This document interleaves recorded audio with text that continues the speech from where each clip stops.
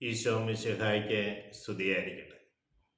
ഈശോ മിശിഹായിൽ സ്നേഹിക്കപ്പെടുന്ന മാതാപിതാക്കളെ, സഹോദരങ്ങളെ, ദൈവത്തിൻ്റെ അനന്തമായ സ്നേഹവും കൃപയും സൗഖ്യവും നമ്മുടെ ജീവിതത്തിൽ വന്ന് നിറയട്ടെ എന്ന് പ്രാർത്ഥിക്കുന്നു. നമ്മൾ നിരന്തരം പ്രാർത്ഥിക്കുന്നവരാണ്. നമ്മൾ പ്രാർത്ഥിക്കുമ്പോൾ ദൈവത്തിനായി നമ്മുടെ ഹൃദയം തുറന്നു കൊടുക്കണം. വിശുദ്ധ ജോൺ മരിയ വിയാനി ഇപ്രകാരം നമ്മളോട് അരുളി ചെയ്യുന്നുണ്ട്: നിങ്ങൾ ദൈവത്തോട് പ്രാർത്ഥിക്കുമ്പോൾ നിങ്ങൾ പരിശുദ്ധ മറിയത്തിലേക്ക് ഒന്ന് തിരിഞ്ഞു നോക്കണം. നമ്മുടെ പ്രാർത്ഥന കേൾക്കുവാനായി പരിശുദ്ധ മറിയത്തിലേക്ക് ഒന്ന് തിരിഞ്ഞു നോക്കിയാൽ മതി.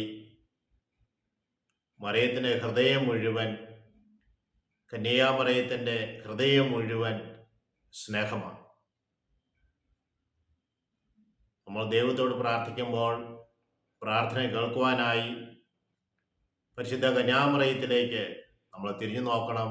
കാരണം പരിശുദ്ധ കന്യാമറിയത്തിൻ്റെ ഹൃദയം മുഴുവൻ സ്നേഹമാണ് എന്ന് പറഞ്ഞാൽ, നമ്മൾ മറിയത്തിലേക്ക് നോക്കുമ്പോൾ നമ്മളോട് അമ്മയ്ക്ക് പ്രത്യേകമായ സ്നേഹമുള്ളത് കൊണ്ട് അമ്മ നമുക്ക് വേണ്ടി തിരുക്കുമാരൻ്റെ സന്നിധിയിൽ മധ്യസ്ഥം വഹിക്കും എന്നാണ് പറഞ്ഞു വെക്കുക.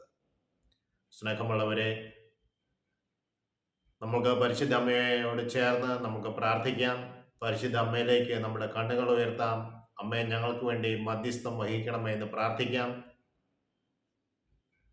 വിവിധ കുടുംബ പ്രശ്നങ്ങളുമായി വേദനിക്കുന്നവരുണ്ട്. ജോലിയിൽ ഉണ്ടായിട്ടും ജോലിയിൽ തുടരുവാൻ ഇഷ്ടമല്ലാതെ ജോലിയിലെ പ്രഷർ മൂലം ജോലി വേണ്ട എന്ന് വെക്കുവാൻ തീരുമാനമെടുക്കുന്നവരുണ്ട്.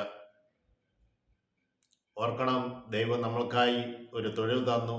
ആ തൊഴിലിലൂടെ നീയും നിന്റെ കുടുംബവും സമൂഹവും അനുഗ്രഹം പ്രാപിക്കണമെന്ന് ദൈവം ആഗ്രഹിക്കുന്നു.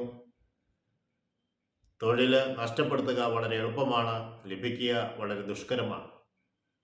ദൈവമേ, ഉള്ള ജോലിയിൽ തുടരുവാൻ മനസ്സിൻ്റെ പ്രഷറിനെ നിയന്ത്രിക്കാനുള്ള കൃപയും അനുഗ്രഹവും മക്കൾക്ക് നീ കൊടുക്കണമേ. പരിശുദ്ധാത്മാവ് അവരെ ബലപ്പെടുത്തണമേ എന്ന് പ്രാർത്ഥിക്കുന്നു. പരിശുദ്ധ അമ്മേ, മക്കൾക്ക് വേണ്ടി പ്രത്യേകമായി മധ്യസ്ഥം വഹിക്കണമേ. ഞങ്ങളെ ശ്രമിച്ചുകൊണ്ടിരിക്കുന്ന ഏവരുടെ മേലും പരിശുദ്ധാത്മാവിൻ്റെ കൃപയാൽ അവരേവരും സന്തോഷത്തോടെയും സമാധാനത്തോടെയും വസിക്കുവാൻ ഇടവരുത്തണമെന്ന് പ്രാർത്ഥിക്കുന്നു.